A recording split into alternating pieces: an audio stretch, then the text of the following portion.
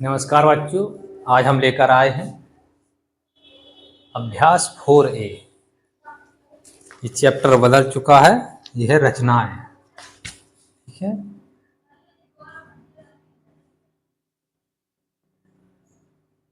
रचनाएं हैं।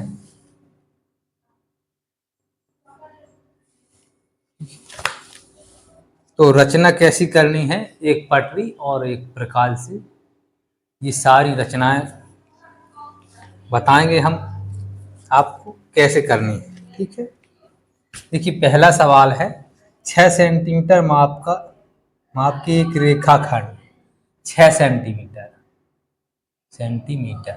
देखिए एक रेखाखंड हमने खींचा जिसकी लंबाई कितनी है, 6 सेंटीमीटर। ठीक है, कितनी है, 6 सेंटीमीटर। एक 6 सेंटीमीटर के एक रेखाखंड को परकाल और पटरी की सहायता से दो भागों में विभाजित करना है। ठीक है, देखिए ये 6 सेंटीमीटर की रेखाखंड है। ठीक है, इसे दो भागों में विभाजित करनी है। ठीक, समद्विभाजक कैसे करेंगे इसे? क्या हम मान लेंगे कि ये आधा है, ये आधा है, ये बट गया दो भागों में। ये मान लीजिए आधा है, ये एक हिस्सा ये हुआ, एक ये हुआ, मान लें। नहीं ना, क्यों? क्योंकि ऐसे में आप नहीं कर सकते हो, आधा इधर आधा उधर आप नहीं कर सकते हो। या तो देखिए कोई भार वाली वस्तु होती है, उसके लिए क्या करना पड़ता है कि हमें तुला लेना पड़ता है, तखरी लेनी पड़ती है, कांटा लेना पड़ता है, तब हम जानते हैं कि ये बराबर है कोई चीज है। अब ये जो है रेखा है ये रेखा खंड है, या कोई लाठी हो मान लीजिए, आप कैसे करोगे आप? या कोई जगह है, आदि आदि कैसे करोगे, है ना? तो उसके लिए माप होती है, ये उपकरण होते हैं, फीता वगैरह होते हैं। अब ये देखिए रेखाखंड है, इसे हम परकाल की सहायता से आधे आधा करेंगे। ठीक है, तो कैसे करेंगे इसे हम? ये मानना नहीं है, यदि मानोगे तो गलत हो जाएगा। देखिए यहां हम परकाल रखेंगे, यहाँ और यहाँ परकाल रखेंगे। यहाँ इस प्रकार से हम परकाल चलाएंगे। ठीक है, यहाँ इस प्रकार से ऐसे। ठीक है, और यहाँ रखेंगे, फिर ऐसे करेंगे। ठीक है, इस प्रकार यहाँ रखेंगे इस प्रकार से, और यहाँ फिर इस प्रकार से रखेंगे। ठीक है, ये जो बीच की है, ये देखिए ये दो भागों में बढ़ चुका है, 1/2 हो गया। ये बिल्कुल सही है। ठीक है, तो समझाने का ये तरीका है, आप प्रकार लीजिए और इसे कीजिए, तब आपको समझ में आएगा। ये तीन तीन सेंटीमीटर के फैक्टर बन जाएंगे। ठीक है, तो यही सवाल था इसमें कि दो बराबर भागों में बांटना था। ये बट गया, ये सवाल समाप्त हुआ। चलिए दूसरे सवाल की ओर चलते हैं। दूसरा सवाल है, सवाल नंबर दूसरा है 3 सेंटीमीटर की त्रिज्या। ठीक है, 3 सेंटीमीटर की त्रिज्या, मान लीजिए ये और ये त्रिज्या है जो है 3 सेंटीमीटर। ओके, ये त्रिज्या है जो 3 सेंटीमीटर। एक वृत्त जिसका केंद्र O है 3 सेंटीमीटर है, और ये जो वृत्त है वो इस प्रकार है। ठीक है, इसकी त्रिज्या थी 3 सेंटीमीटर, ये वृत्त हो गया। ठीक है, ये केंद्र क्या है, O। ठीक है, अपनी अभ्यास पुस्तिका पर खींचिए, इसमें दो जीवाएं हैं, दो जीवाएं। अब देखिए जीवा जो होती है वो परिधि से परिधि पर मिलती है, किसी प्रकार से हो। जैसे हम ये जीवा है, इसे इस प्रकार से भी खींच सकते हैं ना, और इस प्रकार से भी खींच सकते हैं, ये भी जीवा है। ठीक है, तो दो जीवा है जिसकी देखिए ए और बी, और दूसरा क्या है, सी और डी। अब मान लीजिए इस प्रकार से हमने खींच दी। ठीक है, सी और डी। ठीक है, जीवा का मतलब है परिधि से परिधि मिलना, ये जीवा कहलाती है। ठीक है, आप यहाँ जो खींचोगे वो जीवा नहीं, ये जीवा है जो परिधि से परिधि पर मिल जाए। ठीक है, तो जो आपस में समांतर ना हो, सवाल कह रहा है जो आपस में समांतर ना हो ऐसी दो जीवाएं खींचनी है। तो हमने ऐसी दो जीवाएं खींच ली हैं जो समांतर नहीं है आपस में। ठीक है, इनमें अंतर है। देखिए ये बड़ी है, ये छोटी है, तिरछी भी है। समांतर का मतलब हम यहाँ खींचते और यहाँ खींचते, समझ रहे? तो ये समांतर हो जाती है इस प्रकार से। देखिए ये वृत्त है, यदि हम इस प्रकार से खींचते, ये केंद्र होता, ये दोनों ये इसके बराबर हो जाती। ठीक है, ये समांतर हो जाती, ये समांतर नहीं है। तो कह रहा है कि आपस में समांतर ना हो ऐसी जीवाएं खींचने, तो हमने खींच ली हैं। इन जीवाओं के लंब समद्विभाजक खींचिए। लंब जो दोनों समद्विभाजक किस बिंदु पर काटेंगे। ठीक है, अब देखिए ये जो है जीवा है, इनके लंब खींचने हैं। तो लंब हम किस प्रकार से खींचेंगे? देखिए लंब खींचने के लिए क्या करेंगे, हम यहाँ प्रकार रखेंगे, यहाँ इस प्रकार से, है ना, चल नहीं रहा, इस प्रकार से खींचेंगे, इस प्रकार से। ठीक है, और यहाँ खींचेंगे इस प्रकार से, दिख रहा है? फिर यहाँ इस प्रकार से, ठीक है, फिर यहाँ इस प्रकार से। ठीक,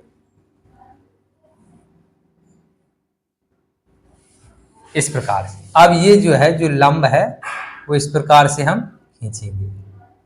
ठीक है, अब इसको भी हम इसका भी करेंगे इस प्रकार से, यहाँ खींचेंगे फिर यहाँ खींचेंगे। ठीक है, अब ये जो लंब खिंचा है यहाँ जुड़ेगा इस प्रकार से। देखिए ये जो है पूछ रहा है, ये जो लंब हमने खींचा है वो किस बिंदु पर जाकर मिलता है। किस बिंदु पर मिल रहा है? ओ, यानी कि केंद्र पर मिल रहा है, यही उसने पूछा है कि किस बिंदु पर काटेंगे। तो लिखना ओ। क्यों? क्योंकि एक वृत्त है जिसका केंद्र कितना है? ओ। जब केंद्र ओ है तो ओ ही पर ये लंब जो है दोनों मिलेंगे। कितनी ही जीवा हो, लेकिन सारी जीवाओं के लंब जो है वो ओ बिंदु पर काटते हैं। ठीक है,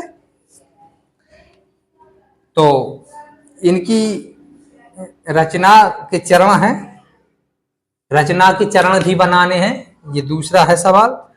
तो इनकी रचना के चरण भी बनाना है इस प्रकार से कि हमने क्या क्या किया। पहले तो हम लिखेंगे इसमें क्या कि एक वृत्त है, एक वृत्त है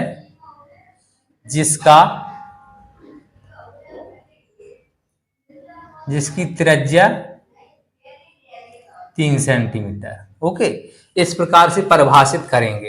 एक वृत्त है जिसकी त्रिज्या 3 सेंटीमीटर है और जो है जिसकी जीभाएं ए और बी और सी और डी है। ठीक है, इस प्रकार से हम परिभाषित इसे करेंगे। ठीक है, इनके लंब जो है ओ बिंदु पर काटते हैं। ठीक है, कुछ भी लिखो लेकिन लिखना सही है। जो आपने हकीकत में देख रहे हो वही लिखना पड़ता है, और जो लिख रहे हो बिल्कुल सही लिखो। ऊंचा नीचा हो कोई दिक्कत नहीं है, उल्टा सीधा थोड़ी बहुत हो जाए, लेकिन ये ना हो कि जो वृत्त में दिख रहा है वो होना चाहिए। ठीक है, जो परिभाषा बिल्कुल सही बैठेगी। ठीक,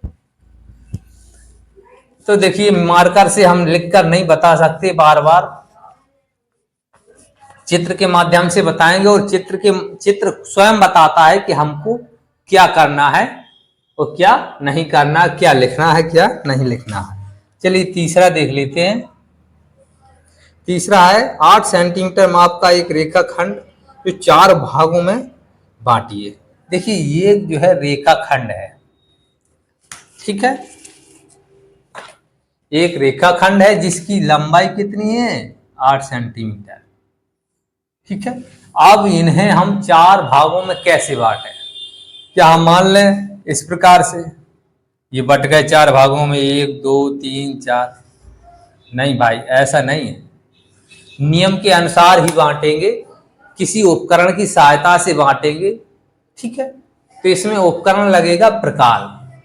आप मान लीजिए ये घर है और 4 भाई हैं, उन्हें 4 भागों में बांटना है, तो आप फीता लेकर बांटोगे ना। तो यही है कि उपकरण जरूरी है, आप इस प्रकार से नहीं बांट सकते।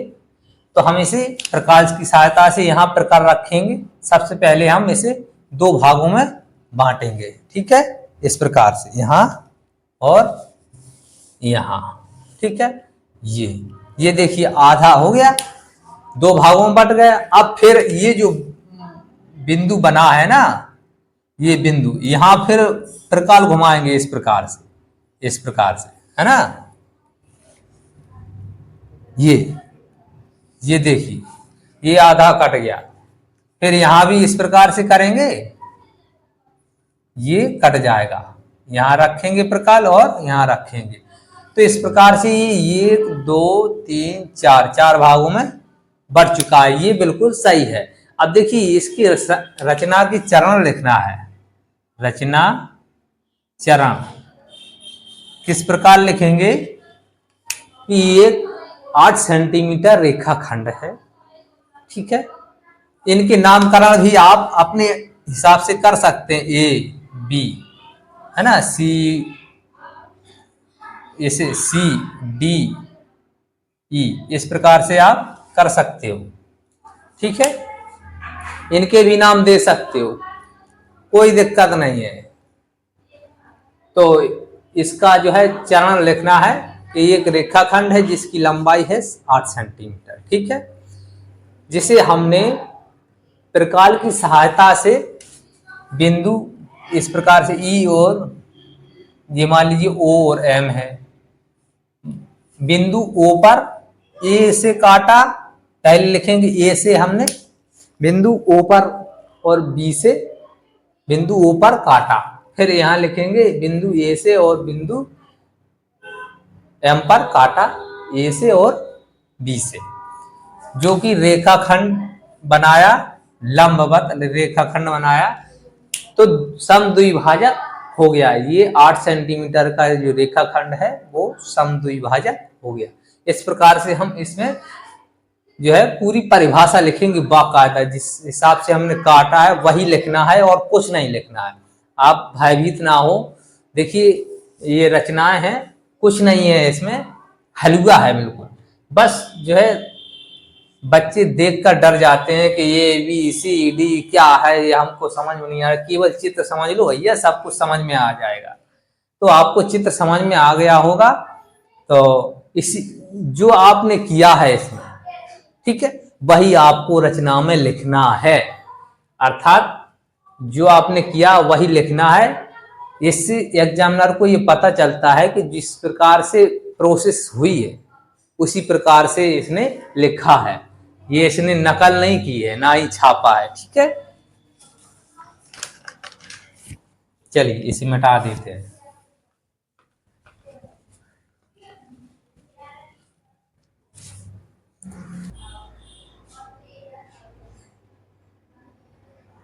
चलिए 5वां देख लीजिए।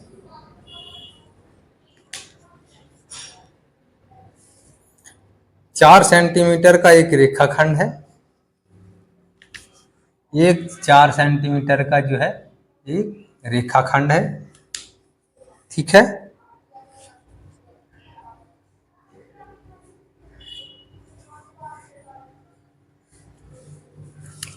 चार सेंटीमीटर, जिसका नाम है पी और क्यू। ओके, इसका लंबार्धक कीजिए, यानी कि जब आप इसका लंबार्धक करेंगे तो पी और क्यू लंबार्धक कैसे करेंगे, इस प्रकार से, यहाँ से ऐसे यहाँ घुमाएंगे, फिर यहाँ रखेंगे तो यहाँ घुमाएंगे, फिर यहाँ रखेंगे तो यहाँ घुमाएंगे, यहाँ रखेंगे, इस प्रकार से ये लंबार्धक हो गया। ठीक है, लंबार्धक कीजिए जो पी क्यू के बिंदु डी पर काटे, यानी कि जो बिंदु है वो डी है। यहाँ जो बिंदु है जो डी है। क्या पी डी और क्यू डी, यानी कि पी डी ये वाली भुजा इसके बराबर है, पी डी बराबर क्यू डी, क्यू डी, ठीक है, ये इसके बराबर है, बिल्कुल सही है। ठीक है, पुनः पी डी, पी और डी त्रिज्या का एक वृत्त खींचिए, यानी कि ये एक जो वृत्त है वो खींचना है।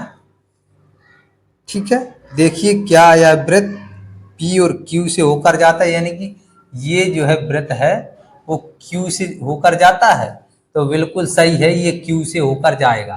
ठीक है, क्यों? क्योंकि इसे आपने दो भागों में बांट लिया था, और यहाँ से आप प्रकाल घुमाएंगे तो दोनों ही अक्षों पर टकराएगी। ठीक है, तो यही इसमें करना था, ये बिल्कुल सही है, P और Q से होकर ही जाएगी। तो इसमें परिभाषा भी लिखनी है, जिस प्रकार से हमने किया है उस प्रकार से आप परिभाषा इसमें लिखेंगे। ठीक है, और ये देखिए छठवां देख लीजिए, इस यहाँ छठवां देख लीजिए, एक 6.4, देखिए 6.4 सेंटीमीटर की एक लंबाई का एक रेखाखंड है ए और बी है, उसका सममित अक्ष खींचिए।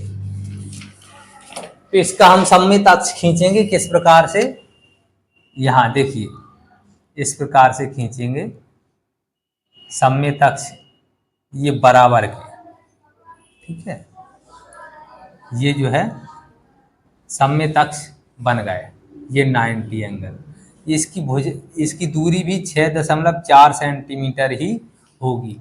ये सममित अक्ष है, यानी कि ये बराबर के अक्ष है। ठीक है, तो इनकी दूरी भी 4.6 सेंटीमीटर ही होगी। तो चलिए कल फिर मिलेंगे नई प्रश्नावली के साथ, तब तक के लिए नमस्कार।